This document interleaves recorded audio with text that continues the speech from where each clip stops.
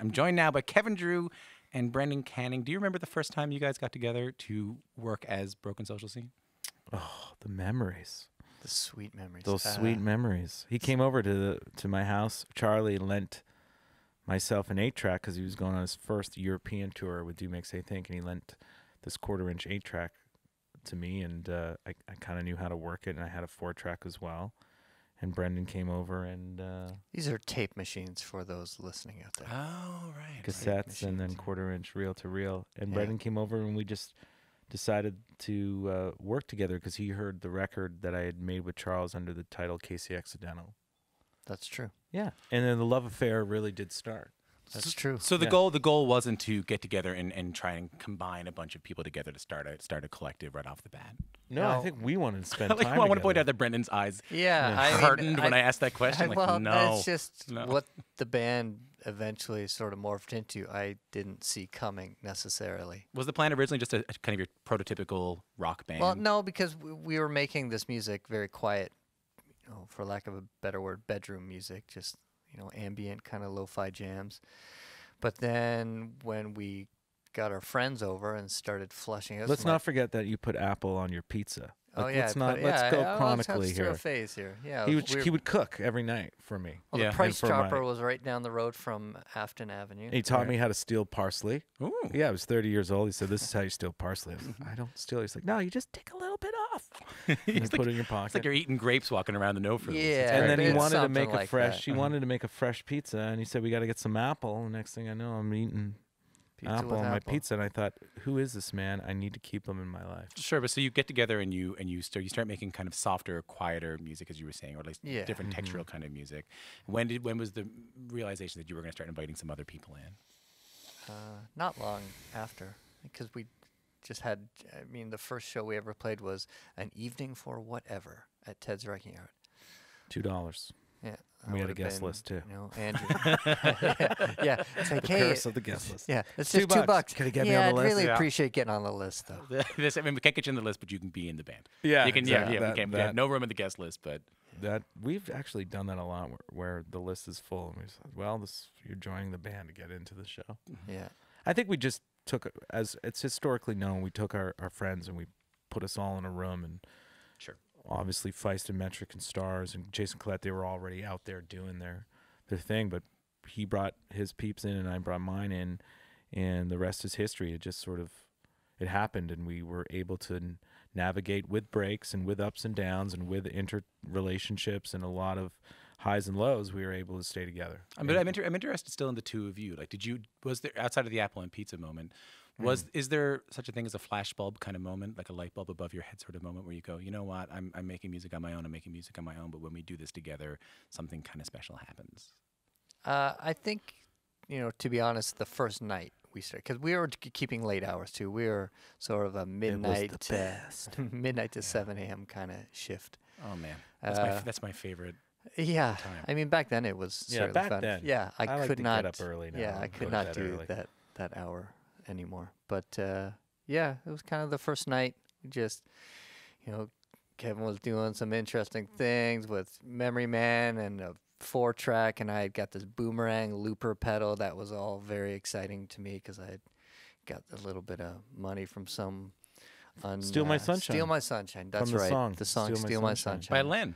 Yeah, By Len. sort of That's right. funded Feel Good Lost In a way. in a way. Yeah. Still waiting on my My mother- performance royalties. My So mother that's, bought me the Memory Man pedal Yeah. from Songbird Music and asked them, "How does he hook this up to his drums?" She wasn't aware that it was a guitar pedal. My friend Stephen Aylward microwaved my copy of "Can't Stop the Bum Rush" by Len. Oh, Microwaved it. Yeah, he wasn't happy that I had it, and he put it in the microwave. Well, I hope you.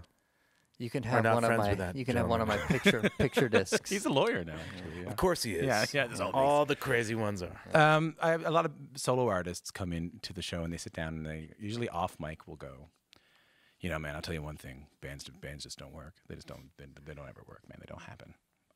This is a band that, like you said, the origin of the band is well documented. But what I find really interesting is that you still are playing together. You still are touring together. You're still making music together. Is there a secret? Can bands work? Well, first I think of a all, big band can work. yeah, I mean, we are squeezing the wallet, and we have a great team that's helping us out. And my dad's been our business manager, and he's just, we get 5 emails a day from him with all kinds of things that we've got to do, and tax problems and IRS, and so he's been on top of things for us, from the beginning. Mm-hmm. But how about like relationship-wise, ego-wise? Well, that's fine. Yeah? Yeah, if you leave the room if you're not into it, and that's it. So that's the secret, maybe. Well, yeah, I mean, look, this is your living. You've been graced with this to become your living, and you can't take advantage of magic, and you can't take advantage of understanding. And especially in these days where there's such a misguidance in what understanding someone really is. What do you mean? Well, there's just so much in between now. There's so much to deal with now. There's so much in between you and who's in front of you. And to actually have something that is real, to have history within that, you have the upper hand, because you're not part of the algorithms of, is this a robot or is this real? Well, I've been seeing that on your Instagram a lot, Mhm. which is maybe a terrible thing to say off that, but Well, reading, it's the contradiction of everything that. sure, but on your Instagram, I've been seeing Broken Social Scene. Kevin, you specifically writing about Broken Social Scene as like. I took it over because we hired people and it just wasn't working. So I thought, well, if this is now the way that we have to express, I said to the guys, I'm just going to take it over and I'll just write rants and. But the rants are about friendship. Like the rants are about just that. Like the rants are. I don't really have a question here, but like. The rants are about the idea of Broken Social Scene being more than just music, or being more than just the algorithm, or just being more than, especially something that's on my mind a lot more than just ego. Yeah. That it is a Kill way, the ego. hard to do. Yeah. A way to really try to explore a deep humanity through friendship. Well, I think music also, it's just become so disposable, and it's just become something that, there's a lot of people suffering out there that do this for a living. Yeah, people. There's a lot of people. Yes, because we have introduced to the world their own self-obsessed satisfaction of narcissism and dopamines that give them a voice. I mean, if you have an opinion, it's an achievement.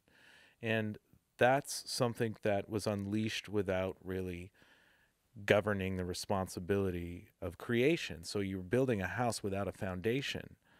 And I think a lot of art is just getting pushed aside because of popularity. And I've been speaking about this for quite some time, but I am now seeing the results of it through certain artists who are deciding to leave, who are deciding they cannot do this. And I think it's now more than ever a time where we actually have to sort of come together, because we have an understanding of what we're doing. And it's not better than others or anything like that, but it is a language that is hard to understand. The whole depressive, anxious, insecure stereotype of what this artist is, or what an artist is, it's getting crushed in today. If you feel stuff in today's day and age, you're hurting. It's not necessarily the intention of what you're doing, but I see sometimes Broken Social Scene when you play live as sort of an antidote to that. Like I see it as almost an antidote to the selfie, and an antidote to kind of a narcissistic artistic culture, because really what I see is something that's kind of undeniable and something that can be captured in a photo. Well, I think with any, it's energy. It's energy. It's joy. yeah, I mean that's what going to see live music is supposed to be about. It was never about like, oh, I gotta make sure I get this next 3 minutes on film so I can upload it so everyone can watch. Like, what a great time I'm having. But you at understand the that why people want to do it. Yeah, and, I and understand I get it, it.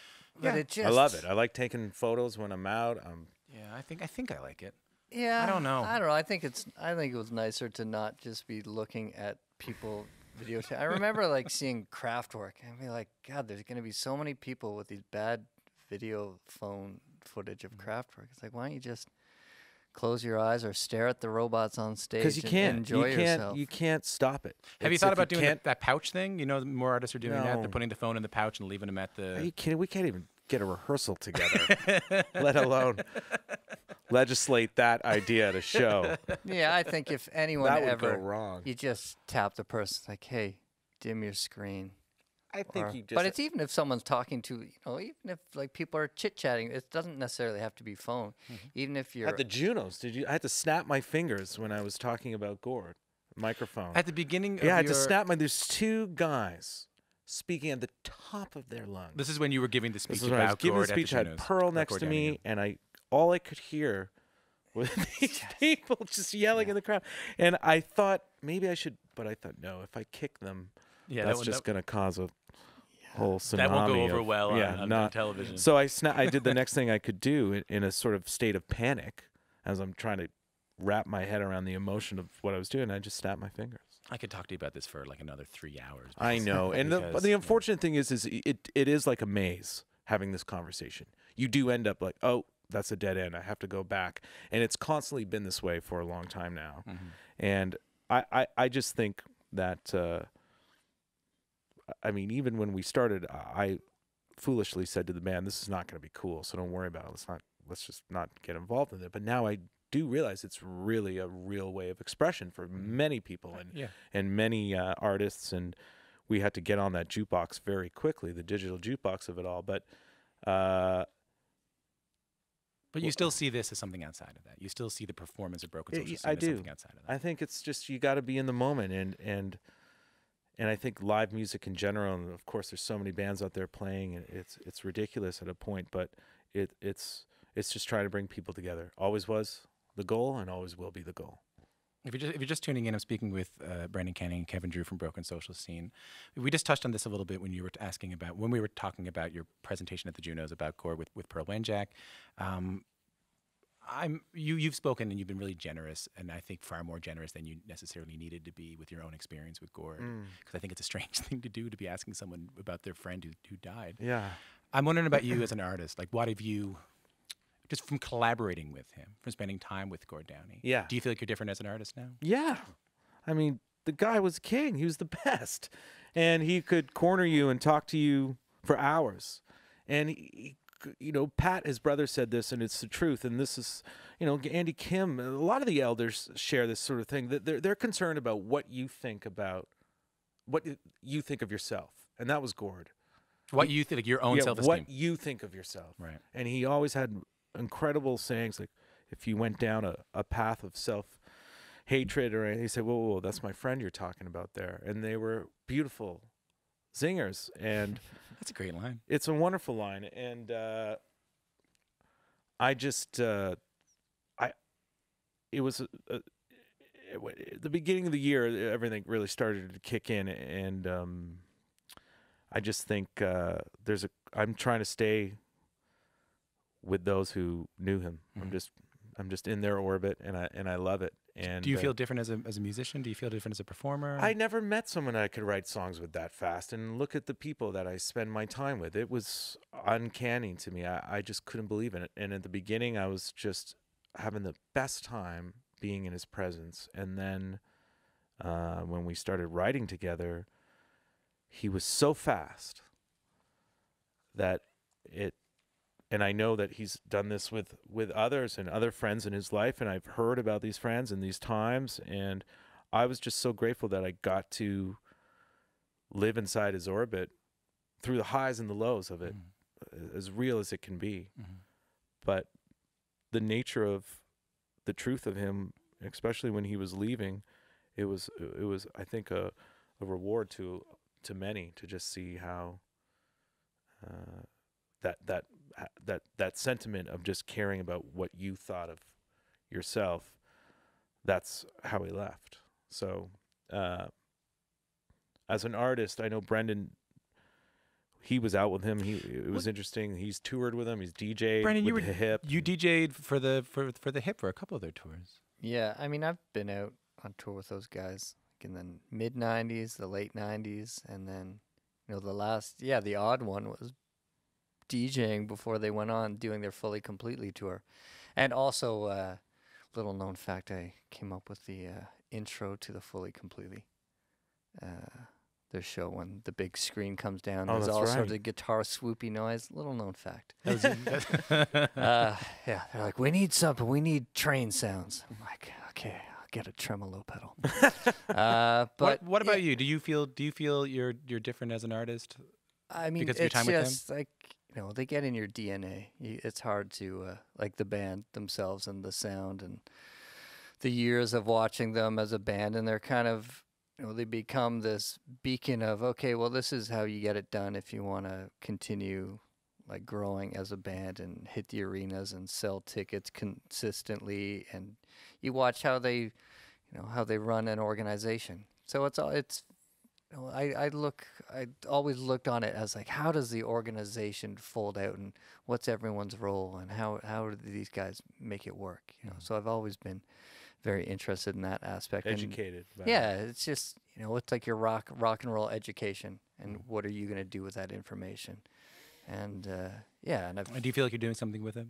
Do you feel like it's in there? Yeah, I feel like you want to be serious about what you're doing, and you don't want to make too many mistakes along the way. And although you're gonna, that's just inevitably, you're in a band that's prone to mistakes on the daily. I never thought about that before. Like when I would see the Tragically Hip, I would see that Gord was really serious about what he was doing. Not so much that I felt, not so much that I felt a sternness. No, but you got. But I respected it and I believed it. It made me serious about the experience that I was having as well. I mean, he's also. I mean, look at the subject matter of a lot of their tunes. It's not light subject matter. So it's the art of storytelling and true stories that are from the past, and you're carrying on. So this is, it's part of a very, classic, way of community, like retelling stories and getting the truth out there in whatever way you can. And this is your podium, and this is how you're going to get your voice heard, and this is how you're going to unite people, and singular visions and all these kinds of things. I appreciate all this. I know you were both sort of caught up in the sort of tsunami of media coverage around Gord's death. So yeah, you guys called me 5 minutes after I found out. Without a shadow of a doubt. I mean, I think the CBC more than anybody. I had to hang up. I had to just turn my phone off. I can only, because we forget that it's. Yeah, well, I think for a lot of people, and also people did need to speak about him, but it wasn't my place at all. No. I was too in the fold with his family, and I was just trying to be respectful. And the band I hadn't spoken to, and I had no idea. I just thought, and then obviously I had this play, and we had the record, so there were moments where they would sort of catch me off guard because I hadn't fully processed it yet, because I was in the heart of this year that he so badly wanted me to do. Mm-hmm. He just wanted me to do all this stuff. So encouraging. There was this ridiculous article that came out. We read it together. He just would tease me about it and just tell me, you got to keep going, and he would be the kind of person that would say, they're not going to understand you, so don't spend your time trying to convince them to. Right. Just go, keep going. And to have that in your corner, and fortunately to have people like that. I have people like that in my corner, and he just came in and fit right in to the point of giving you those speeches that you need in life, those speeches that you need from people that keep you going. Sure. What do you love most about Broken Social Scene? I love the melodies that we create together without effort. I just do. I just find it, when we're on stage and everything, press and logistics and money and everything, and when it's just us, and I've said this before, whether it's 400 people or 4,000 people, we play the same show. And it took us a while to get there. But musically, I trust it like nothing else in my life. What does that mean, to trust it? I just trust it. I just have a relationship with it. Yeah. I know it. I trust it. I love it. And obviously, we've had all kinds of ups and downs, but that's always stayed. Brandon, what do you love most about Broken Social Scene? I just like being part of the journey. You wake up at home and you're not in the band, and then 2 days later you're in the thick of it. And it's when you're by yourself, it's a really weird thing to even think about. It's like, oh right, I'm that character and I do these kinds of things. So it's interesting to just watch the whole thing develop, and I have no idea what 2019 is going to look like. I mean, I could guess, but I don't exactly know, and I don't know what 2020 is going to look like for the band. And more music, I mean, presumably. Yeah. Yeah. And I mean, also, Tom, if you look at we're just blessed with the talented people that are in the band. Yeah. Who could be sitting here like us. Yeah, but it's nice to talk to you guys. Like, I see you guys as when I was, you know, in I'll tell you a story. So in 2007, I went to the Ottawa Folk Festival. CBC sent me to the Ottawa Folk Festival to host it, and I was still in university. I'd never done anything. Oh wow. Never done anything before. And the lineup was Friday night Rufus Wainwright and his mom. This was about 6 months before his mom passed. Oh, wow. And Saturday night was you guys at the Ottawa Folk Festival. Is it raining? I tell you what it was. Is it by a river? It was by a river, I think I know. and that it kid. was. I think I'm gonna get in trouble, but like, I don't know if the folkies were delighted. Like, I don't know. I don't know if they were like. I think we're more of a blues fest band when it comes to you did. Ottawa. I think you did 4,400. Just short. And I didn't know anybody in the Canadian music industry. I didn't know a single soul. I met Sarah Harmer that night, and like, but it was weird and gushy about her music, and I didn't nail that interaction. And I got this is the story of my life. Blew it. And I Blew it with Harmer. Story of my blew it with Harmer is the tagline to Q. Yeah. I got on the bus, this yellow school bus, back to the hotel, and I was by myself sitting in the back. And you guys got on, and you came over, and you sat next to me and asked who the hell I was, and you were very, very nice. Oh, we were. And I felt not shitty. Oh, Thanks to that. Did you drink with us at the bar I for did, 4 yeah. hours? I did drink with you at the Yeah. bar for like, and I think that some of Britney Spears' backup dancers. They were did. I there. remember that Yeah, night. yeah. That was fun. Yeah, Britney Spears was playing in town, and they were staying. Yeah. All the backup dancers were staying at the hotel. Yeah. And I was like 21 years old, and we drank with Britney Spears' backup dancers. Well, thank God we all got out of there alive. And here we are. Yeah. Here we are. Thanks for coming in. Thanks for having us. Thank you, Tom.